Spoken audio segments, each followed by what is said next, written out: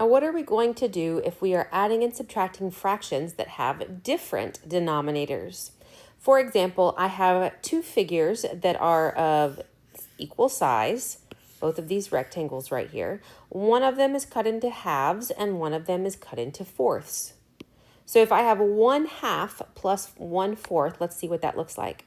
Okay, I've got half and then a fourth, and I need to figure out what that is all together. What does that represent? Well, we learned in the last video we need to have a common denominator. So what I can do is take this figure that is cut into halves and cut it one more time so that now it is in fourths. So both of my figures are cut into fourths. Now I can look at that and say, okay, how many fourths do I have? 1, 2, 3. So 1/2 plus 1/4 is 3/4. We have 3/4 altogether. All right, let's look at another example. If I have 1 minus 2/5, 1 minus 2/5.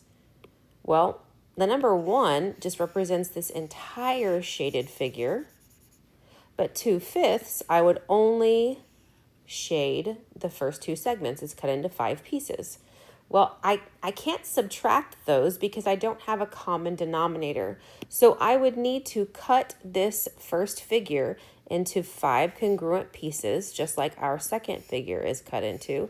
And now I can compare them more easily.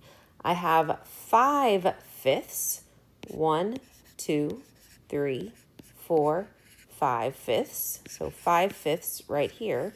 And then I need to subtract 2/5. Okay, so what do you think 5/5 minus 2/5 is? So if I start with 5/5 and then I cut out 2/5, that just leaves us with 3/5. 5/5 minus 2/5 gives us 3/5. So what if you don't want to draw these pictures? What can you do? If I take the 1/2 plus 1/4,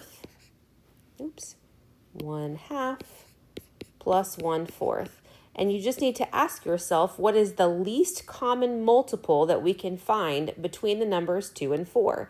And if you need to, you can always list out your multiples somewhere on the side as scratch work. But the more that you practice and the better you know your multiplication facts, the easier this is going to be for you. So what are the multiples of 2? Well, 2 times 1 is 2. 2 times 2 is 4.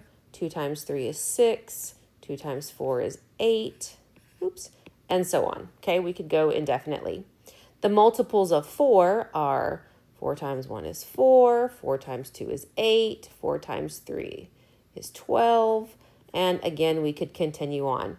Now, you'll notice that they do have common multiples, but we want the least common multiple.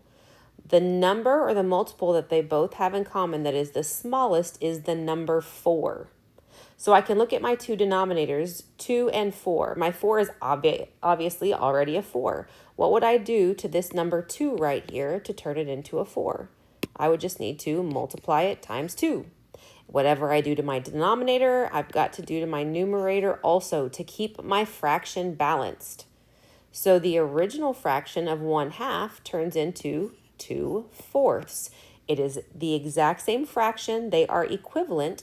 It's just using multiples. So now I have 2/4 plus 1/4, which gives us our 3/4.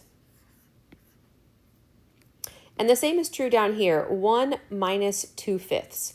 All right, so I'm going to turn the number 1 into a fraction, 1 over 1. We talked about it in another video. If you have a whole number and you can just divide by the number 1 to turn it into a fraction. So 1 over 1 minus 2/5. What is the least common multiple between the numbers 1 and 5? Well, I could turn them both into the number 5.